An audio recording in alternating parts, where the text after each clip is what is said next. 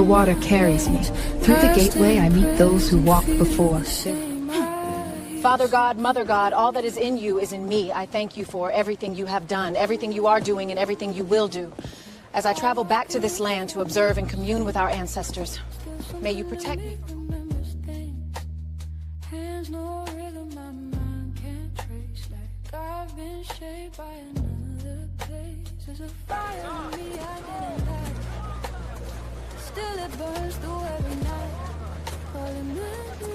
Pensacola, Florida, circa the 1840s. I am your spiritual travel guide. Let's commune with our ancestors. Along the Pensacola waterfront in the 1840s, enslaved men and women moved cargo from ship to shore under the watch of overseers. Barrels, crates, and coils of rope passed through their hands, feeding the trade that tied the port to market. Get that log up to the skiff. Tide's turning. Yes, sir. Hold steady, I'm coming through. Keep at it. We need the poles stacked before sundown. We'll have them ready. Nothing but water and sandbars out there. Still, we keep watch. Better to see trouble coming than be caught unready. Aye. This post will hold.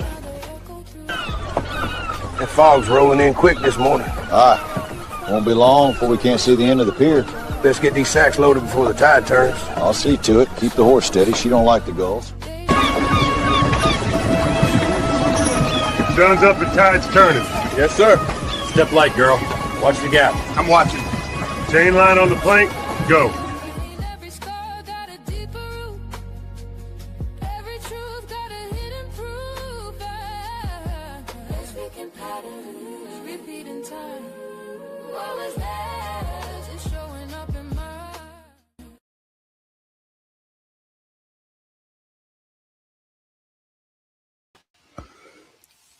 Welcome back to the Gateway of the Ancestors, episode 10. And before we even begin asking questions, before we even reach for the ancestors, I need you to come here first. Don't just hear me. Look around. Really look around. We are now stepping into Pensacola. And this land feels completely different from where we just come from. The air feels older here, heavier with history, not emotionally heavy, historically heavy.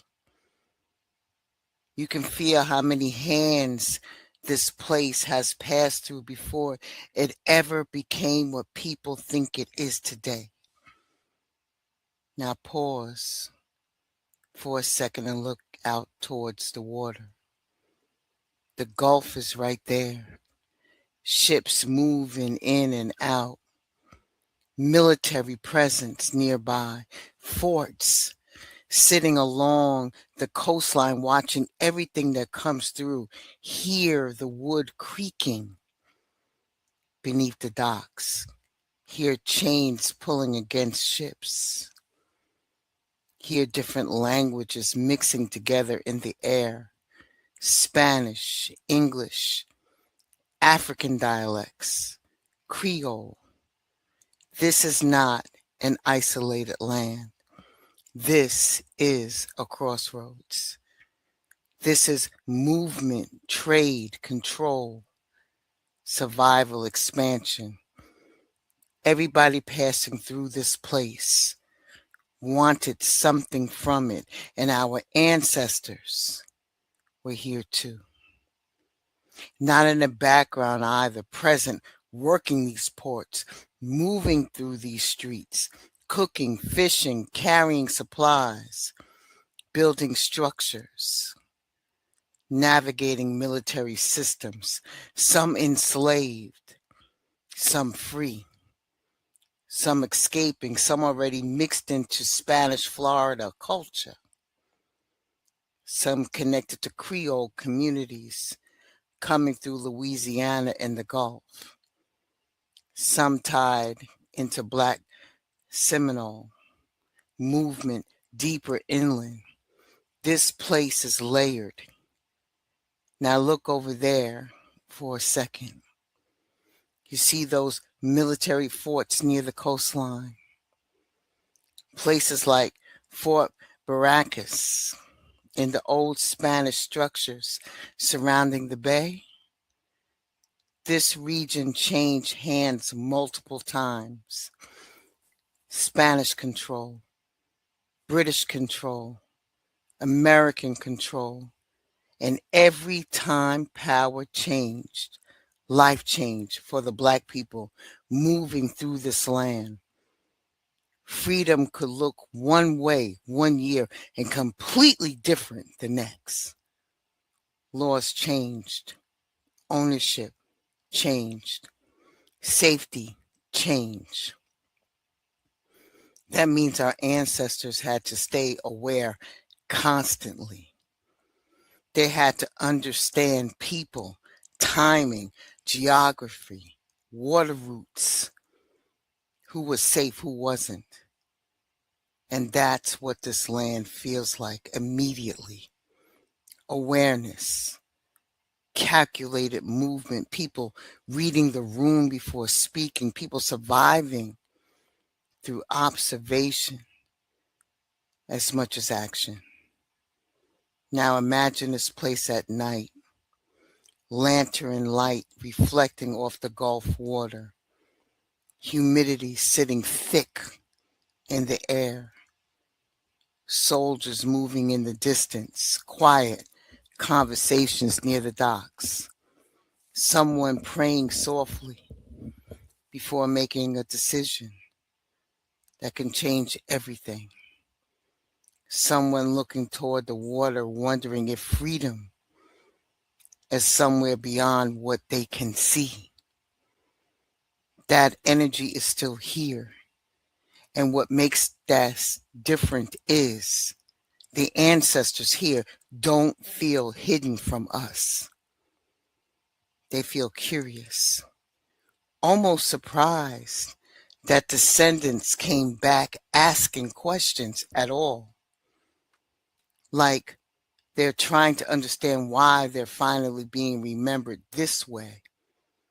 And I'm telling you now, once you feel that, once you recognize that presence, this stops being a history lesson and starts becoming an interaction. So before we ask anything else, just breathe for a second. Take this place in, because Pensacola is not just another stop on this journey. This is a gateway. Ashe.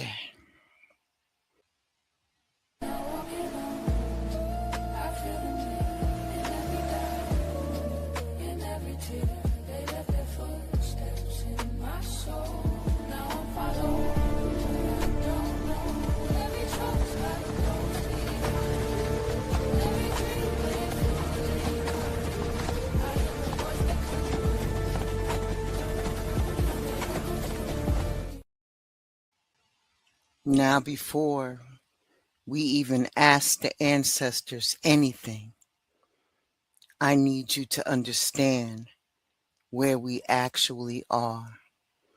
Because Pensacola is not just another city sitting on the Gulf.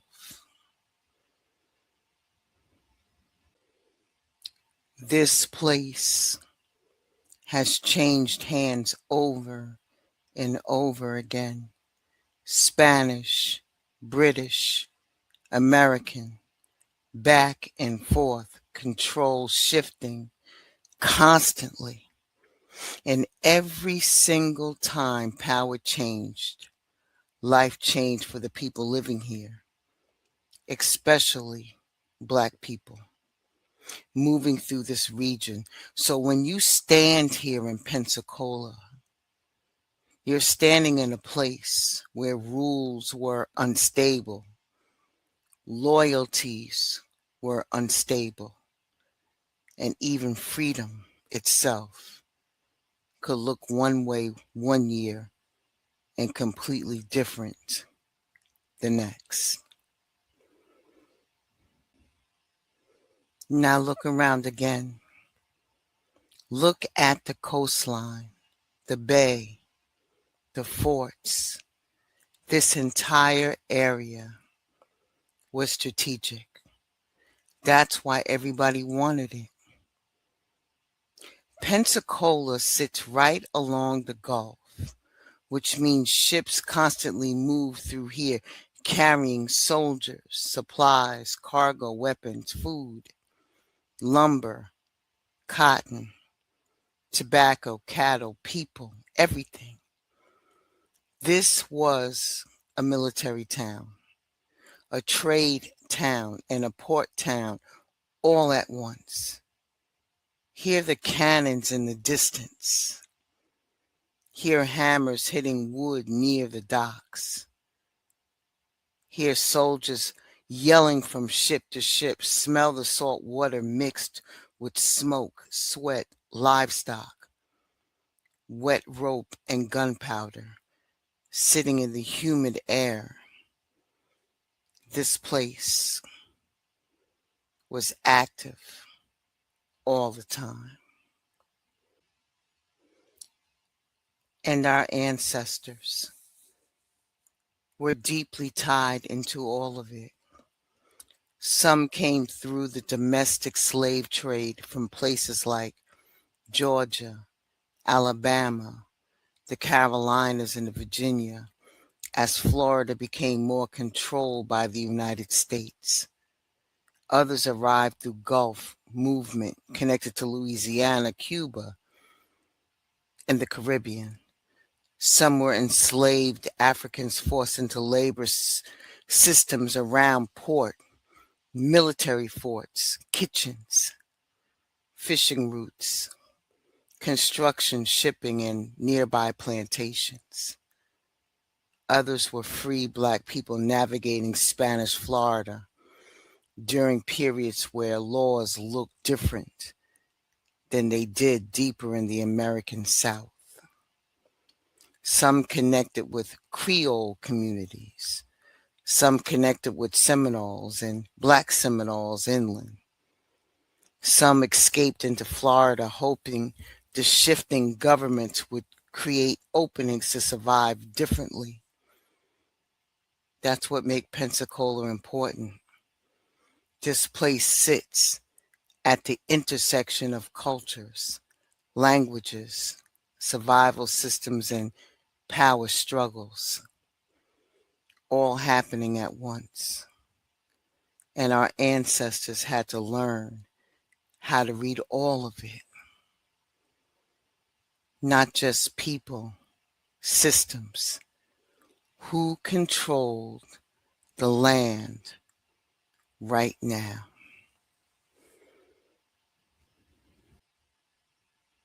Who controlled the water? Who was safe today that might not be safe tomorrow? What flag was flying over the fort this year? What laws changed with it? That mattered here. And because this was a military environment, discipline and observation became part of everyday life. People learned how to stay alert without appearing fearful, how to listen carefully, how to notice changes before they became dangerous, how to survive inside systems that were always shifting around them. Now pause for a second and picture nighttime here. Around 1850, lanterns flickering against the Spanish walls, soldiers walking patrol near the forts, small boats cutting quietly through the Gulf water, enslaved workers finishing labor near the docks, someone cooking over a fire, while another person whispers information that they weren't supposed to hear.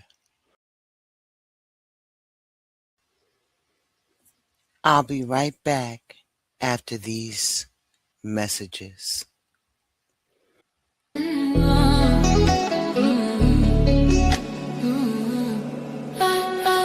Soft light, evening glow, essential, let the magic flow.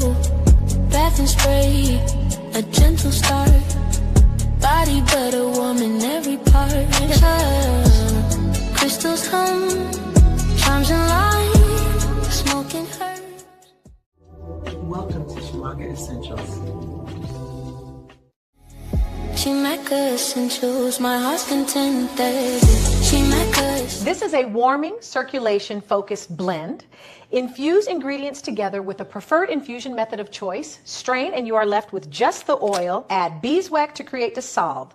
This and other salges with Mais Developi touch and shine. Circa application method. Always apply with clean hands. Use a small fingertip amount and massage into skin until fully absorbed. Apply 2 to 3 times daily as needed unless otherwise noted. For deeper penetration, apply after a hot shower or bath. Areas to target. Localized pain, apply directly to the area. Emotional or spiritual support, apply to heart center, wrists, temples, behind ears, or soles of feet. Energetic healing, pair with ritual, breathwork, or prayer for amplified effect. Your skin and your spirit. Essentials, my heart's contented. Circa Essentials, house of blessings on me. Spray so glow, feel the magic pressing.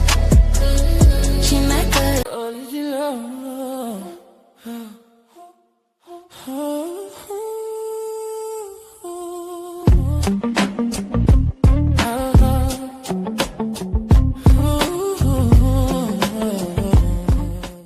Welcome to the New Digs. This is our fresh home for holistic royalty, and I cannot wait to show you around. Come on in. Right here is the apothecary wall, rows of handcrafted oils, elixirs, and tonics. Every bottle is blended in-house, labeled in gold, and ready for your ritual. Slide over to each item is crafted to nurture you from the inside out. Whether you're here for a cup of comfort, a moment on the mat, or a jar of something indulgent, it's all about honoring yourself. Thanks for walking through with me. Can't wait to see you soon. Plants on the altar, smoke in the air. She been healing while she... Today, I'm creating my rheumatoid relief tincture, a companion product for pain and inflammation support, especially for joints, knees, and knuckles. This blend includes ginger, foxwellia, devil's claw, nettle leaf, ashwagandha, and glycerin. After the ingredients are infused, I have strained the mixture so I'm left with the herbal extract. Then I combine it with glycerin and gently blend it together. After that, I pour the finished tincture into 2-ounce dark green bottles, cap them, and give each one other tinctures with my special touch are available at TMACessentials.com. Shop today. How I use it. I fill the dropper all the way up, then let the whole thing drop under my tongue. I do this first thing in the morning and again at night. It's that simple. If you like a cozy cup instead, scoop a teaspoon of the loose blend into a steeper, drop it into hot water, and let it brew for about 10 to 15 minutes. Side in the chest, meditation in emotion. She don't overstep. If her body say yes, she don't second guess everything around her.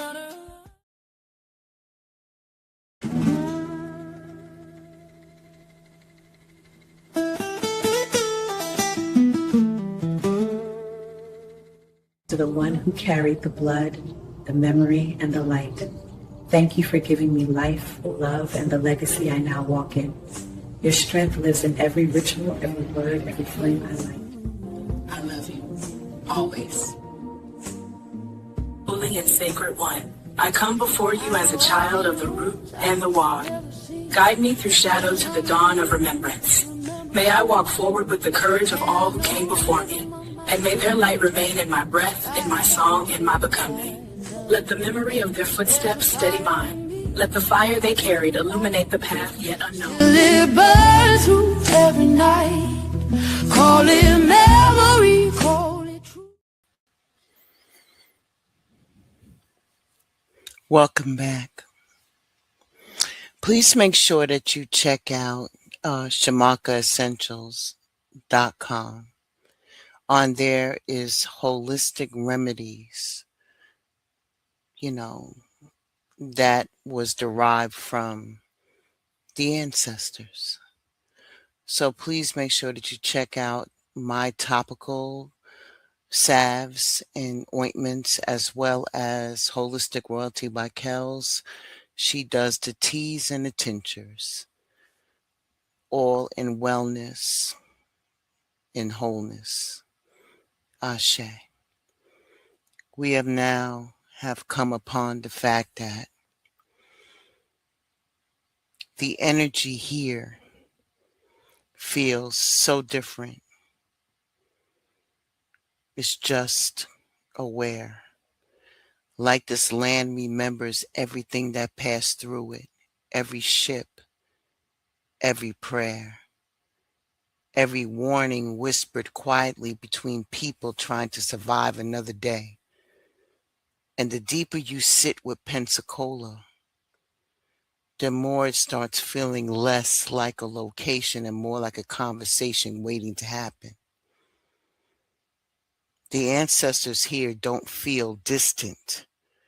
They feel present, observing, listening, almost waiting to see if somebody would finally come back and ask the questions his story never stopped long enough to ask. So that's what we're about to do now. We're going to stop talking about the ancestors and start listening to them. Ashe, Ashe.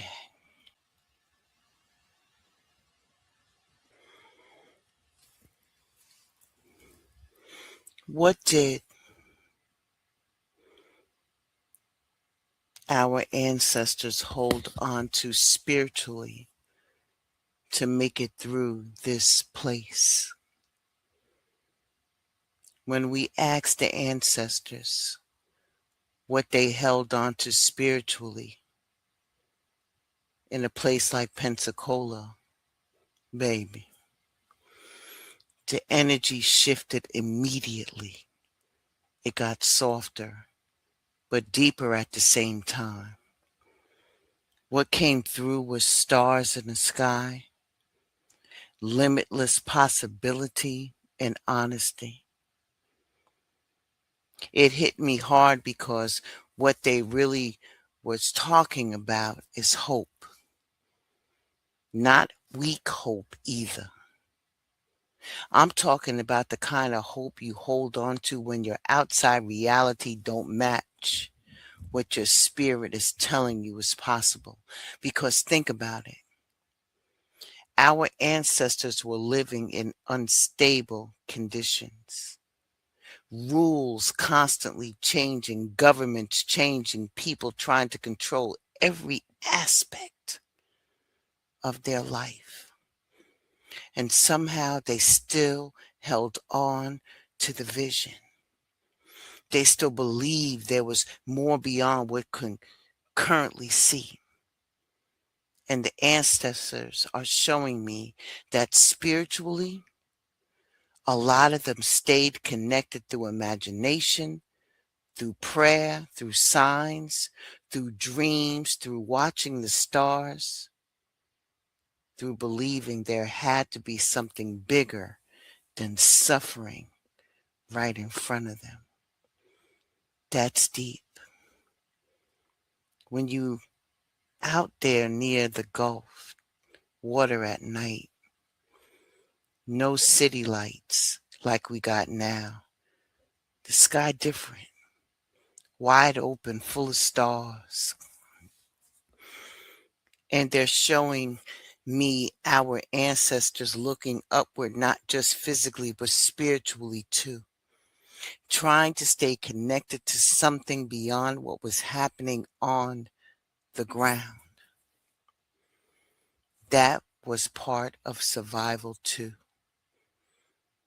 Holding on to possibility when life around you trying to convince you there ain't none. And what's beautiful is they not talking about rushing either. They keep showing patience, small steps, quiet faith, people carrying dreams privately until the right time came to move on them. That's why this energy feels so spiritual, because they're reminding descendants right now that not everything has to happen overnight. Sometimes survival itself is the first miracle. Sometimes making it through long enough to see the opportunity is the blessing. I gotta say this too because it came through strong. Our ancestors did not survive by believing in only limitation. That's not what got them through. What got them through was still being able to imagine more for themselves, even when their environment looked impossible. They stayed connected to spirit by refusing to let the world shrink their imagination completely. That's powerful. Honestly, descendants still carry that same thing right now. That ability to dream bigger than your circumstances, to feel there's more for your life even before you fully see it, to keep going off instinct, signs, faith, and inner knowing before physical proof even shows up. That's ancestral too. That's bloodline too. And Pensacola feels like one of those places where our ancestors learned how to spiritually look beyond the horizon long before they physically reached it. Ashe.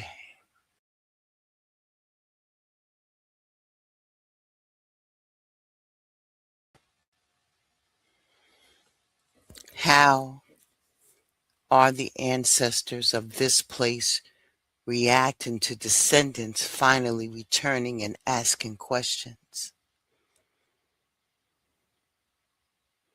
Baby, they had a lot to say. And honestly, the first feeling that came through was heart. Deep heart energy. It felt emotional, like people finally being seen after carrying silence for generations. The energy kept saying heart, home. And what they were showing me is that this connection between ancestors and descendants is supposed to bring us back to ourselves, back to spirit, back to compassion, back to remembering who we really are underneath all the pain, trauma, confusion, survival, all the identities the world tried to force onto us. And what hit me hard was this: the ancestors were not coming through asking for worship. They were asking for honesty, healing, self-reflection. They kept showing descendants carrying wounds they inherited without even realizing it. Pain passed down quietly through bloodlines, shame, self-doubt, emotional heaviness, toxic beliefs about ourselves that didn't even start with us. And the ancestors saying now that descendants are finally asking questions. This opens the door to cleaning some of that out spiritually, emotionally, and mentally. That's why the energy felt so deep, because this is not just about learning history. This is about healing what history did to people internally. Then the energy changed again, and what came through next was action, confidence, cutting cords, releasing old thought patterns. The ancestors kept showing that descendants are being asked to stop making themselves small, stop doubting themselves, and stop staying attached to people, places, beliefs, and cycles that are draining their spirit. And they were very clear about this part. You already have what you need inside of you: the power, the intuition, the gifts, the creativity, the wisdom. They kept saying, stop waiting for permission to become who you already are. And honestly, One of the deepest energies that came through was pain about rejection, around rejection, and not feeling worthy. They showed this wounded inner self hiding at the roots, feeling unseen, unwanted, too much, or not enough. Whew. That part got heavy because the ancestors started showing how many descendants still carry inherited wounds around belonging, acceptance, identity, and self-worth. But they kept repeating that healing starts when you stop rejecting the wounded parts of yourself and finally bringing compassion to them instead. That's when your path starts opening up differently. And then surprisingly, the energy became lighter, joyful even. The ancestors started talking about laughter, creativity, playfulness, music, dancing, laughing, beauty, and letting yourself feel alive again. That threw me for a second, but I understood what they were saying. They don't want descendants trapped in survival mode forever. Yes, they survived hard things, but they also laughed, loved, sang, created beauty, found joy in small moments, and they're reminding descendants that reclaiming joy is spiritual too. And then the final message came through like warmth, wrapping around everything else. New beginnings, rebirth, creativity, the divine feminine. The ancestors are showing that descendants are entering a new cycle right now, spiritually, emotionally, creatively, and personally. Old versions of self are dying off. New versions trying to emerge. And even though some people may feel uncertain or emotionally tired, the ancestors are saying this is actually a fertile season for growth, healing, creativity, purpose, and becoming more aligned with who you truly are. And honestly, the biggest thing that kept repeating through all of this was come back to yourself. Not the person that was shaped only by trauma. Not the person shaped only by survival. And not the person shaped only by pain. The real you. The one underneath all of that. That's what the ancestors seem most emotional about right now. Ashe.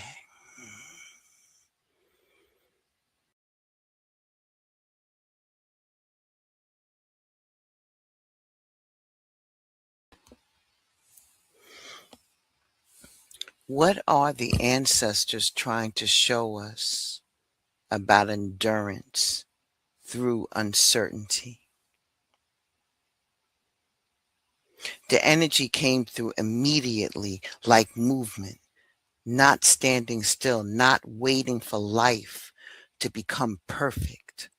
Movement. And the first thing they showed us was somebody dancing on one foot, trying to keep balance while life keeps shifting underneath them.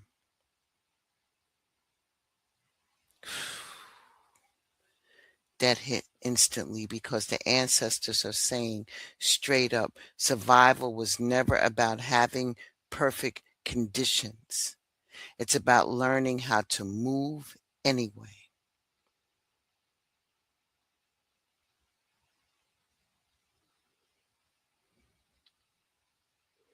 And honestly, it feels connected to descendants right now, too.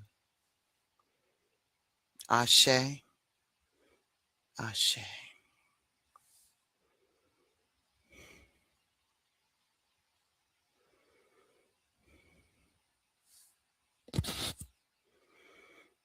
You see,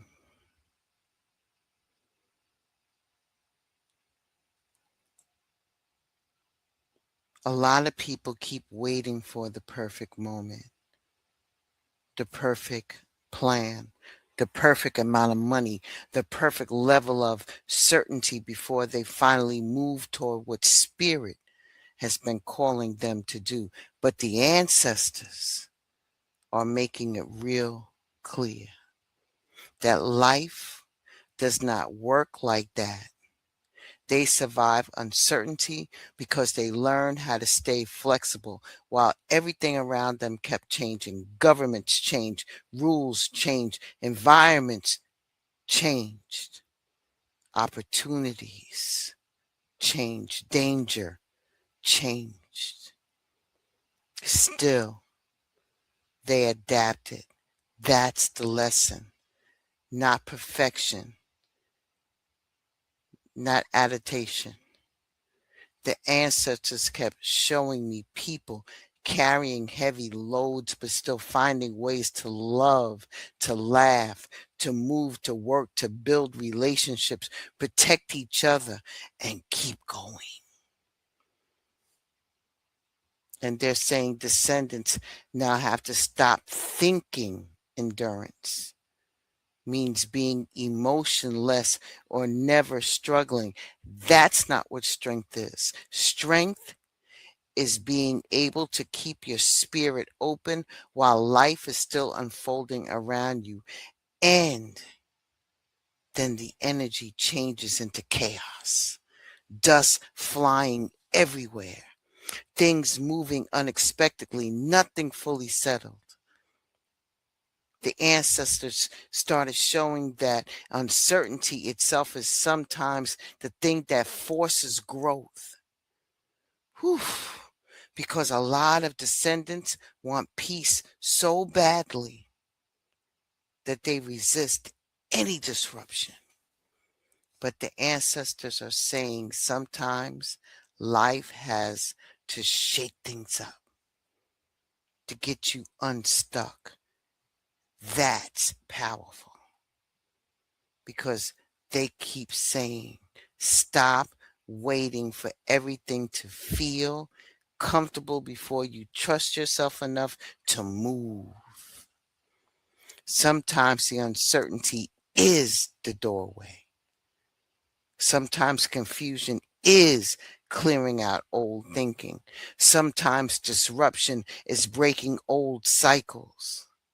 Chaos is what finally forces people to grow into the versions of themselves they were avoiding becoming.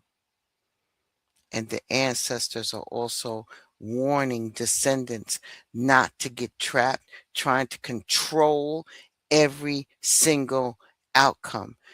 They keep showing people squeezing life too tight out of fear, trying to over prepare for every possible thing that could happen. But the message was clear. You will never be fully prepared for life. Never. What matters is learning how to trust yourself enough to respond when life changes. That's endurance. Not controlling every storm, learning how to move through storms without losing yourself. And honestly, one of the deepest parts of the message was this: the ancestors survived because they stayed in relationships when spirit, even when life felt unstable. They said yes to life anyway. Yes to possibility anyway. Yes to tomorrow anyway. Even when they did not fully know what was waiting ahead. That's courage. And descendants carry the same energy now, whether they realize it or not. Every time you survive uncertainty, every time you rebuild after disruption, every time life shakes things up and somehow still keep going, that's the bloodline speaking through you too. The ancestors are not teaching descendants how to avoid uncertainty. They are teaching descendants how to dance inside of it without losing their spirit. Ashe? All right.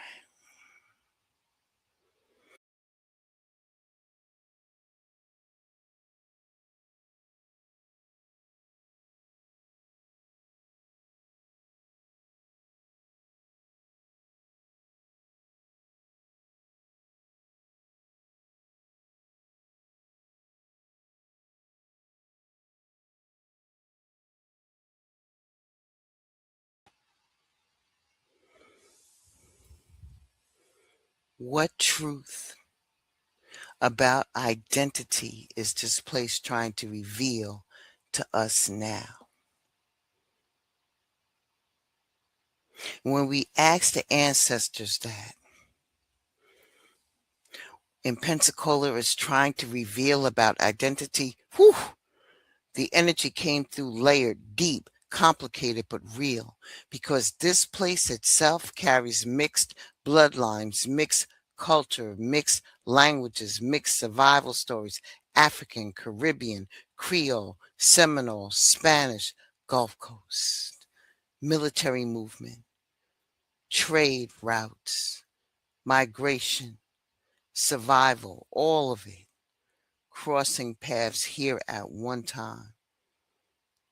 And what the ancestors keep showing is that descendants have been trying so hard to fit themselves into one clean definition when our history was never built that way. The first thing they showed was overflow. Too much information, too many voices, too many opinions telling people who they should be, how they should move, what identity they could or should claim. Now, spiritually should look, or spirituality should look like, how success should look, how healing should look.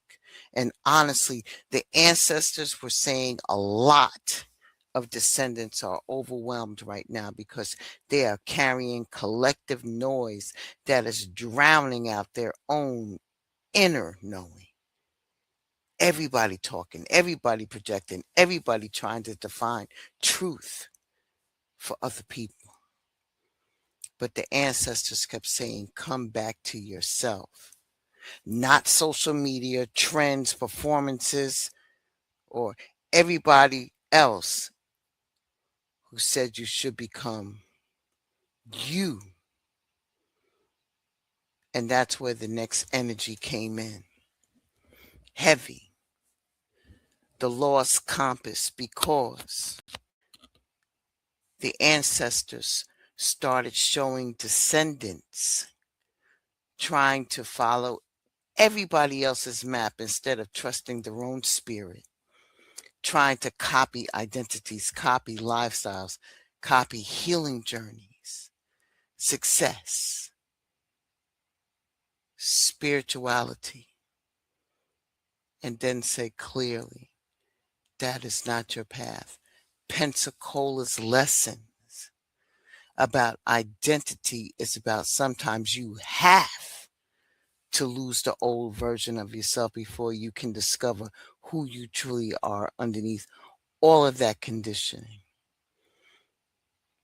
Because descendants have inherited identity shaped by survival, fear, rejection, systems, colonization, trauma, performance, and expectation. But the ancestors are asking, who are you underneath all of that? Who are you? They kept saying identity is not supposed to imprison you. It's supposed to guide you back home to your spirit. Then the dust devil energy showed up again. And baby, they got loud with this part because they started showing how chaos, disruption, confusion, and uncertainty are sometimes necessary to break old identities apart. Some descendants kept trying to force themselves to stay inside boxes they already spiritually outgrew. And the ancestors are saying, stop resisting the transformation. It feels messy. It does. It feels uncertain. Absolutely. Parts of your life may feel like they're being shaken up, but some of that is happening because your soul can no longer survive inside identities that are too small for who you are becoming. And that right there, that's the message. And then the energy changed to covenant, sacred agreement, purpose, alignment. The ancestors started showing that identity is not just about race, labels, or bloodline alone. It also is about your spirit agreed to carry here, whether it's healing, creating, and contributing while being present. They kept saying descendants need to stop making decisions only based on ego.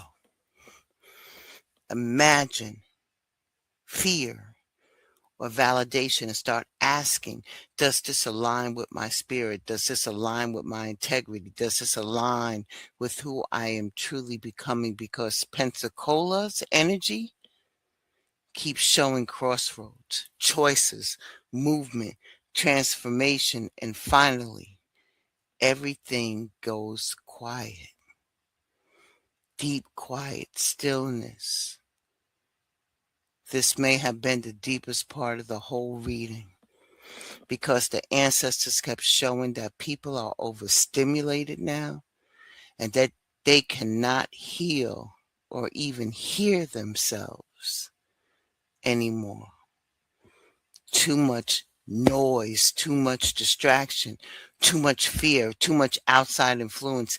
And the ancestors are saying descendants are never going to fully understand the influences and who they are until they get quiet enough to hear their own spirit again, not acting your actual soul. That's the truth this place is trying to reveal, that identity is not something the world gives you. It's something your spirit remembers. Ashe, Ashe.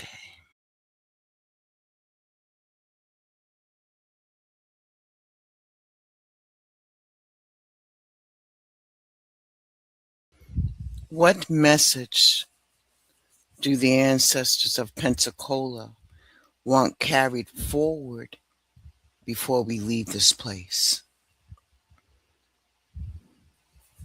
They wanted descendants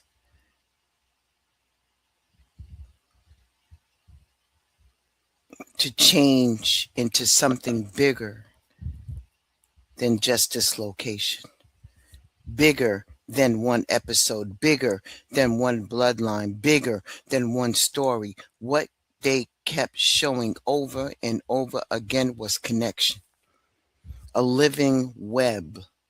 Everybody tied together in ways people do not fully understand yet. The ancestors were very clear. Nothing is separate. Not the land, not the water, not the people, not the pain, not the healing, not the past, and not the future. Everything touches everything.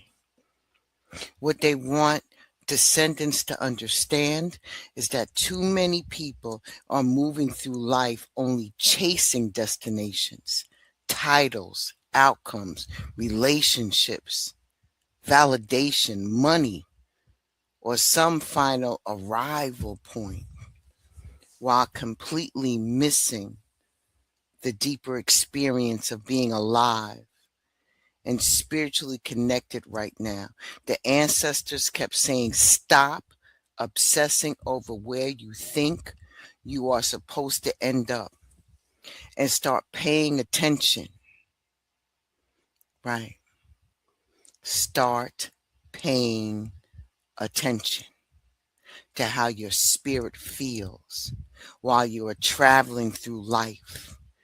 That was huge because they showed descendants constantly looking outside themselves for confirmation while spirit keeps trying to remind them you already belong. You already matter, and you already carry divine connection inside of you. The energy softened into something that felt like rebirth, a fresh or first breath. The ancestors started showing descendants standing at the edge of a completely new cycle emotionally, spiritually, creatively, and mentally. Like the old version of self cannot come where spirit is trying to take them next.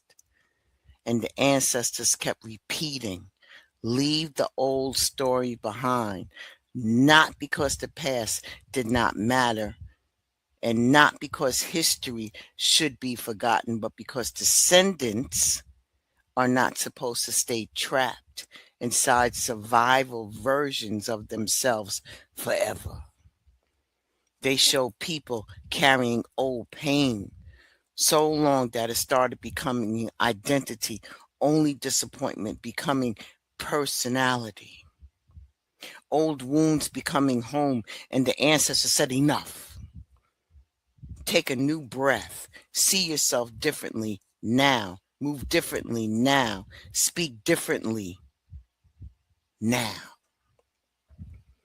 One of the deepest parts of the message came through the empty well energy because the ancestors started talking about people exhausting themselves trying to force life out of dry places, dry relationships, dry environments, dry opportunities, dry systems, dry versions of themselves. They kept saying, stop shrinking yourself, trying to survive places that no longer nourish your spirit. That hit hard because they were showing descendants constantly pouring energy into things that no longer hold water emotionally, spiritually, or mentally. The message is clear. Sometimes the blessing is realizing there is nothing left for you there. Not every place is meant for permanent residence. Not every cycle is meant to last forever. And not every version of you is supposed to survive into the next chapter. Then the ancestor changed into responsibility, leadership, power, accountability. They started speaking about influence and reminding descendants that healing is not only personal anymore. The more awareness people gain, the more responsibility comes with it. They kept saying, lead with humility, lead with compassion, stop fighting over crowns. Because true power is not domination. True power is knowing how to help others rise without losing yourself in ego.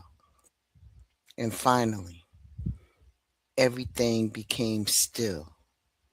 The watcher's energy came through, almost like elders standing at a distance observing humanity rushing around, exhausting itself. And honestly, that final message felt simple. Slow down enough to actually witness your life, not just react to it or survive through it. Witness it.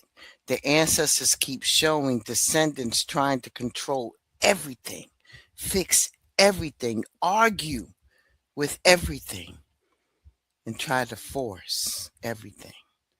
while Spirit is asking them to pause long enough to actually see what is unfolding around them. Because some things do not need force. Some things need trust. Some things need stillness. And some things need observation before action. The final feeling that they left was this: you are more connected, more guided, and more supported than you realize. Even now, even here, even after leaving this place, Pensacola was never just about history. It was about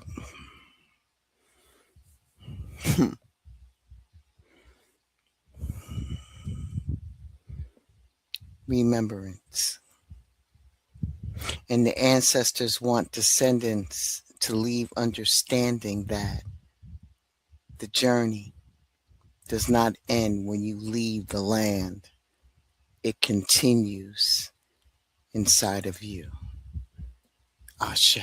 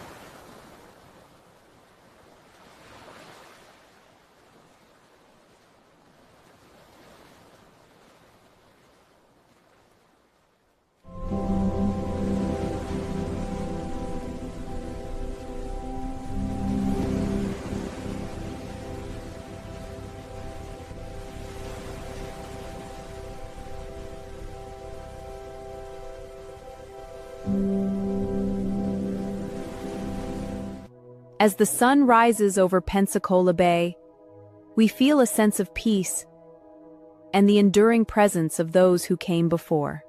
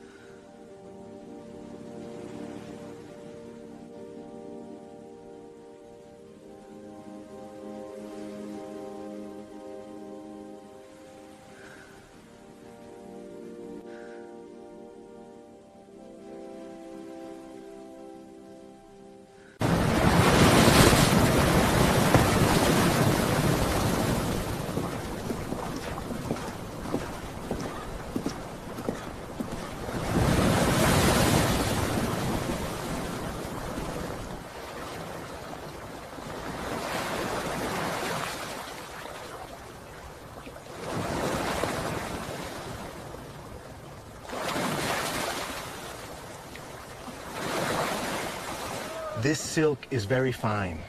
The color is beautiful.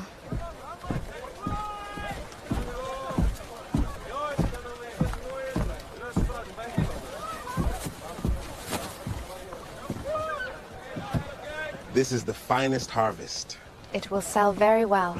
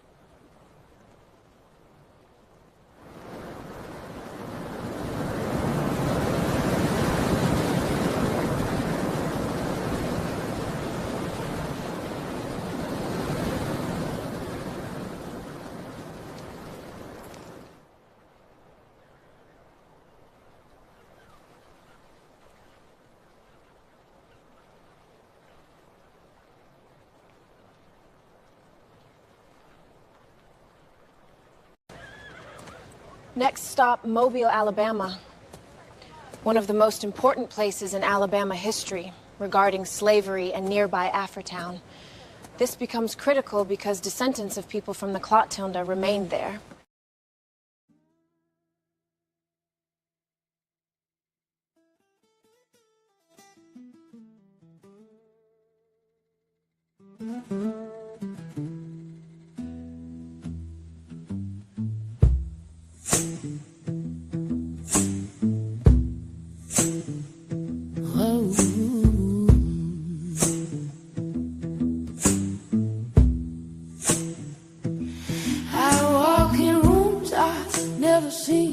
Still something need me, remembers things. Hands no rhythm, my mind can't trace. Like I've been shaped by another place. There's a fire in me I didn't light. Still it burns through every night. Call it memory, call it truth, but it don't feel new. They don't knock, they just arrive in every breath that keeps me alive. I'm not walking alone. I feel them here in every doubt, in every tear. They left their footsteps in my soul. Now I'm following what I don't know. Every choice got a ghost behind.